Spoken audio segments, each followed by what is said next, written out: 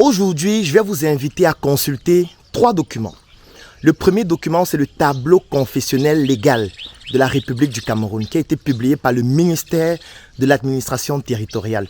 Le deuxième document, c'est un document formidable qui a été publié par l'Institut national de la statistique du Cameroun et dont le titre c'est « État et structure de la population, indicateurs démographiques ». Et le troisième document, en fait, c'est un article qui a été publié dans la Revue française de sciences politiques, signé Jean-François Bayard, et dont le titre c'est « Le rôle politique des églises au Cameroun ».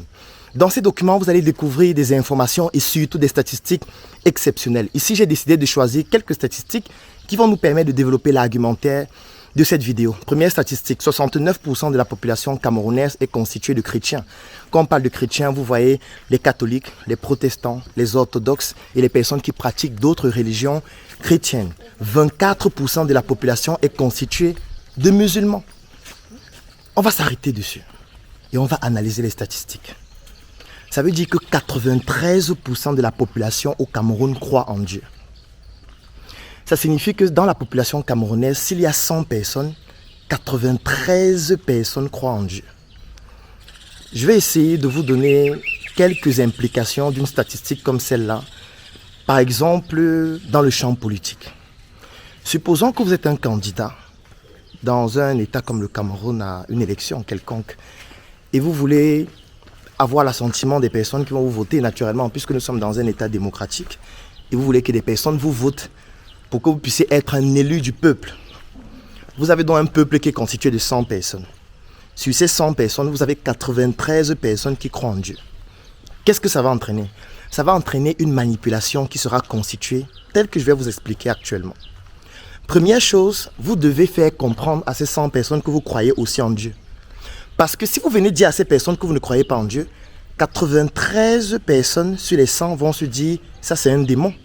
On ne peut pas le voter, on ne peut pas voter quelqu'un qui ne croit pas en Dieu, alors que nous on croit en Dieu. Nous avons la crainte de Dieu, nous avons les valeurs du Seigneur. Comment est-ce que lui va venir nous diriger alors que lui ne croit pas en Dieu? Donc, l'une des premières choses que vous allez faire, c'est de chanter au quotidien que Dieu a changé votre vie. Tout ce que Dieu fait est bon. Vraiment, vous êtes quelqu'un qui a la crainte de Dieu. Vous avez la crainte du Seigneur. Vous allez montrer des photos et des vidéos, comment vous êtes à l'église, comment vous êtes à la mosquée, pour montrer comment vous êtes sensible par rapport aux valeurs du Seigneur, comment vous respectez les commandements. C'est la première chose que vous devez faire si vous voulez que ces personnes vous votent. Ça veut dire que c'est de la manipulation pure et simple. Si vous ne faites pas comprendre à ces personnes que vous croyez aussi en Dieu, ces personnes ne vont jamais vous voter. Ça veut dire quoi? Ça veut dire que vous n'avez pas l'obligation de croire en Dieu vous-même. Vous avez juste le devoir de leur faire croire que vous croyez en Dieu. C'est pour ça que j'aime souvent dire, il faut faire extrêmement attention aux gens qui passent du temps à raconter au quotidien que je crois en Dieu. Dieu a changé ma vie. Qui ne peuvent pas prononcer 2 phrases sans prononcer Dieu, Jésus ou Allah. Il faut faire extrêmement attention à ces personnes. Pourquoi? Parce qu'en général, ce sont des personnes qui manipulent, qui savent que vous aussi vous croyez en Dieu, qui savent que vous êtes dans une position parfois, j'ai envie de dire difficile, une position précaire. Et vous vous dites que le Seigneur va changer ma vie. Et quand vous voyez quelqu'un vous dire la même chose que vous vous dites au quotidien, directement c'est un biais cognitif qui vous pousse à vous dire que cette personne est semblable à moi. Cette personne a les mêmes valeurs que moi, donc je dois plus écouter ce qu'elle me dit. Parce que vous ne pouvez pas venir à une élection et dire que je ne crois pas en Dieu. Parce que vous allez seulement être voté par 7% de la population. Et si nous sommes dans un État démocratique, vous n'allez jamais être élu. Donc, première chose, qu'est-ce que les personnes font? Les personnes, même qui parfois ne croient pas en Dieu, sont obligées de dire au quotidien que je crois en Dieu. Je suis spirituel, je suis musulman. Ils sont obligés de se filmer le vendredi à la mosquée avec les genoux et le front au sol pour dire « je suis avec vous ». Faites très très attention. Ce n'est pas parce que quelqu'un dit que je crois en Dieu. Ce n'est pas parce que quelqu'un dit je suis chrétien. Ce n'est pas parce que quelqu'un dit ma vie c'est le Seigneur que la personne y croit réellement. Moi j'ai des amis, je ne peux juste pas dévoiler leur identité, qui ont décidé de rejoindre certaines religions pour gagner des marchés. Moi je connais des personnes qui se sont islamisées pour facilement gagner des marchés avec des musulmans parce que ayant compris que si je ne suis pas musulman, ils ne pourront pas me faire confiance. Je connais des personnes qui ont appris le Coran, qui ont appris l'arabe, qui se sont islamisés juste pour être dans une communauté dans laquelle ils pourront facilement vendre leurs produits, vendre leurs services, alors qu'au fond, ces personnes ne croient en rien. Alors que ces personnes font de la comédie au quotidien. Il faut faire extrêmement attention. Ce n'est pas parce que quelqu'un chante au quotidien que Jésus est mon sauveur, Dieu est mon berger, que ça veut dire que la personne y croit réellement. Parce que quand nous sommes dans une société qui est structurée, telle que je vous ai expliqué tout à l'heure, si vous voulez avoir l'assentiment de tout le monde, vous êtes obligé de dire ce que tout le monde veut entendre. Pas forcément ce en quoi vous croyez réellement.